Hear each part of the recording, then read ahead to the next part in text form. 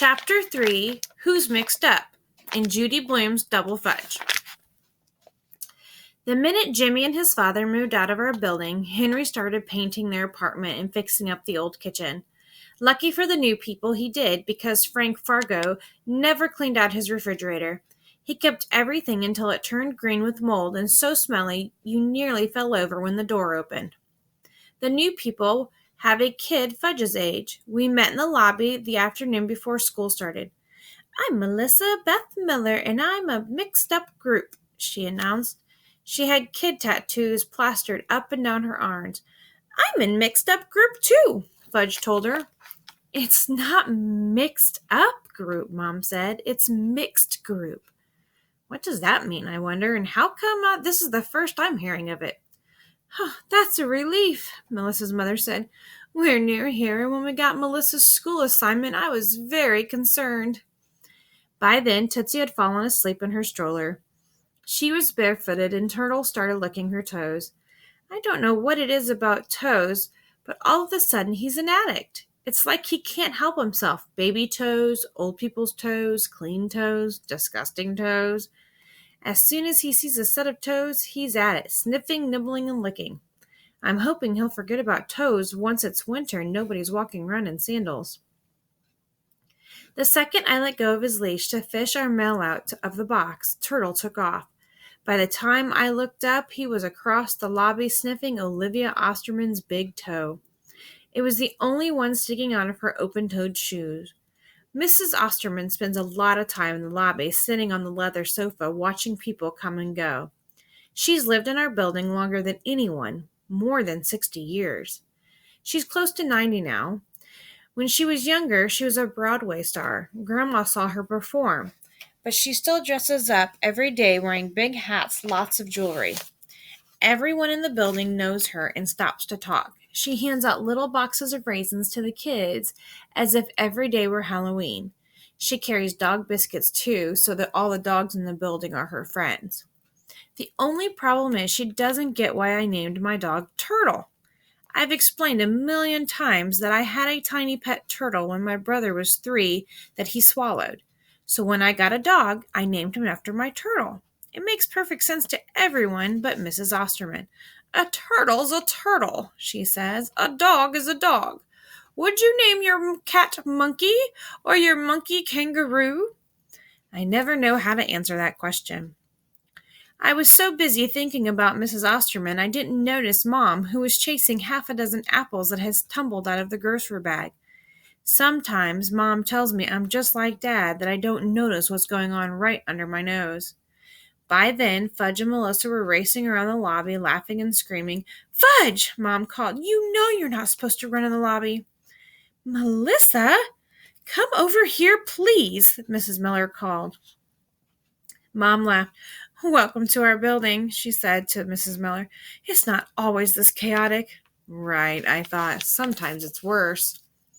When Fudge came back and heard Mrs. Miller telling Mom she worked at the social services program at Roosevelt Hospital, he asked, "How much do you make?" "Excuse me?" Mrs. Miller said, as she couldn't possibly have heard what she thought. "Fudge," Mom said, "that's not a polite question." She shook her head at Mrs. Miller. "My son isn't usually so rude." "Oh, yeah, he is," I thought. "I don't get why grown-ups don't like to talk about money," Fudge said to Melissa. "Because we're grown-ups," Melissa said. "That's why."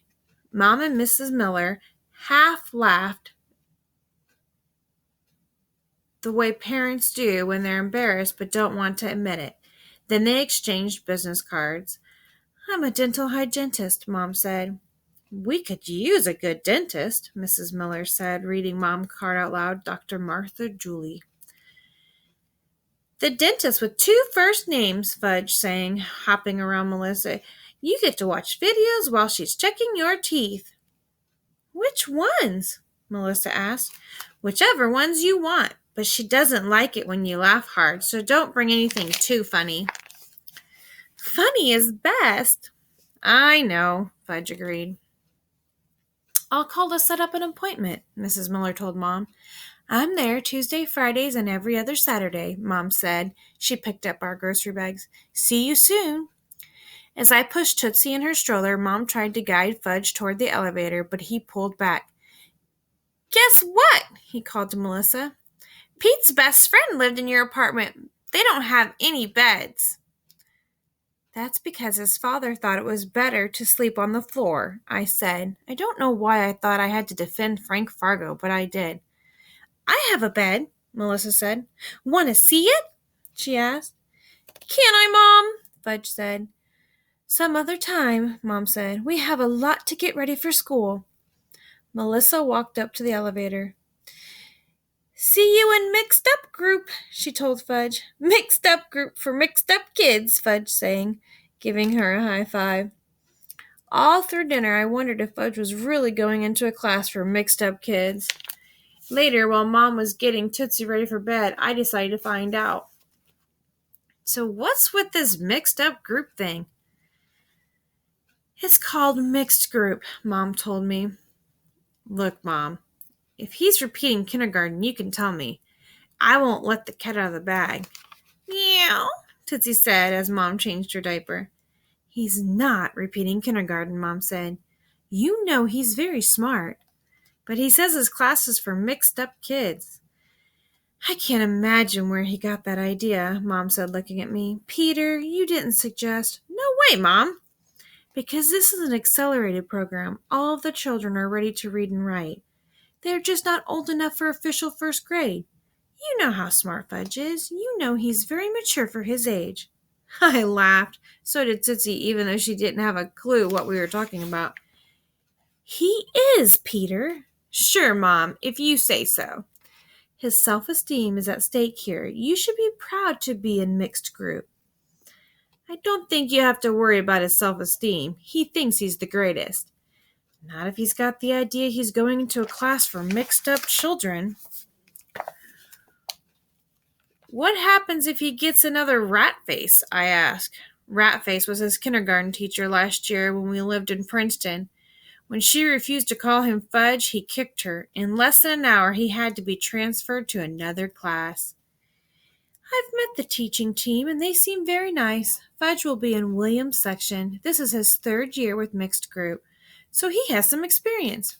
Nobody has enough experience for Fudge, I said. Let's try to have a positive attitude, Peter, okay? I am positive. Positive it'll be a disaster, just like it always is with Fudge.